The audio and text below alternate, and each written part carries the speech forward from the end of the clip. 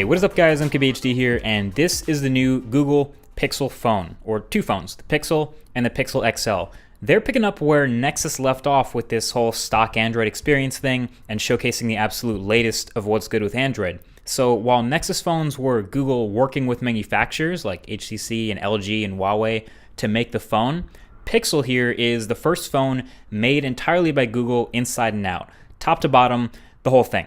So what we're getting is a mostly unibody aluminum phone here with some chamfer action all the way around the sides and an overall pretty round, pretty familiar shape. An antenna line goes across the bottom of the back, and you have the G logo, the Google logo now at the bottom, replacing the Nexus, RIP Nexus.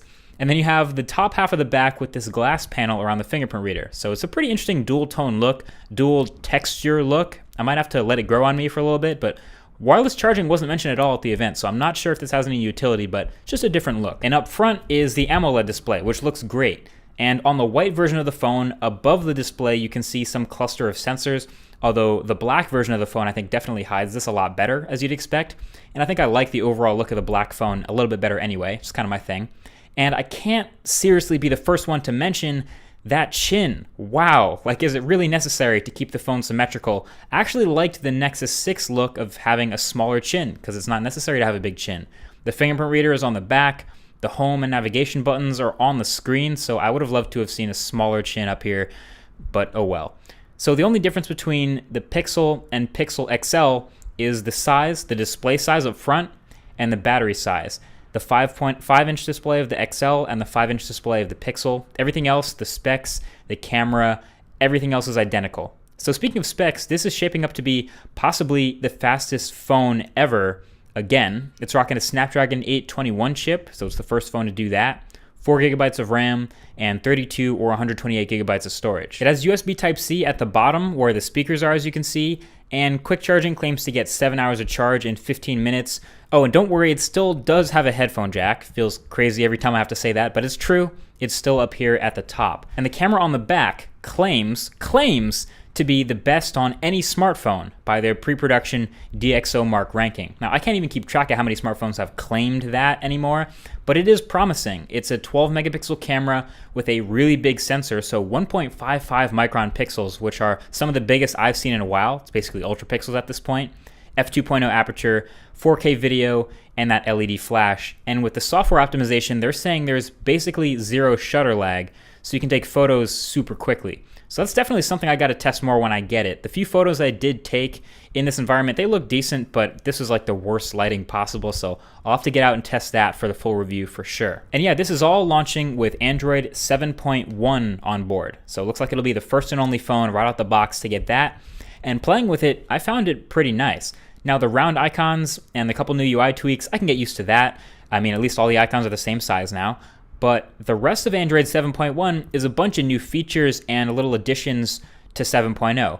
The main one of those being the Google Assistant. Now, Google Assistant isn't new. It was in Google's Allo app. You can use that already.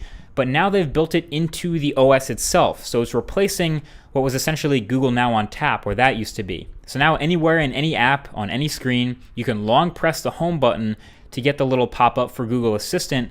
And from there, you can ask it a question, you can ask it about people, places, things, ask it to remind you something, or start playing music, Chromecast, whatever. It's your assistant. It does all that stuff.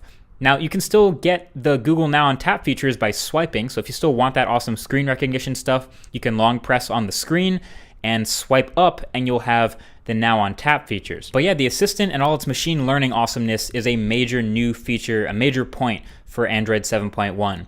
And the rest of the things I noticed were pretty little. Like in the settings, there's a new tab over to the right called Support, where you have direct links to calling or video chatting with tech support.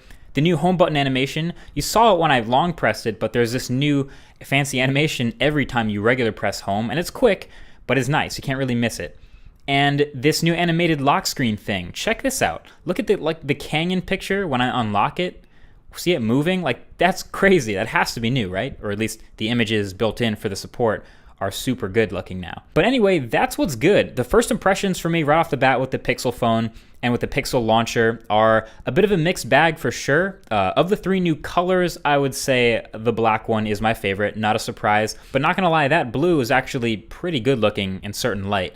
but you're going to want to love it to spend that premium price that this phone is going to come in at. It's starting at $649 unlocked, which makes sense for the build you're getting and the specs you're getting, but you're going to have to really like it. So I'm hoping to get my hands on this and the Daydream View headset later this year, and Google Home and Chromecast Ultra and everything they announced. But in the meantime, let me know what you think of Pixel and Pixel XL. Is this your next phone? Is this enough to convince you to spend your money? I think the full review will be a lot of fun, so definitely subscribe for that, and be sure to share this video, your one-stop shop for all information, all things Pixel, until it comes out anyway. Thank you for watching. I'll talk to you guys in the next one. Peace.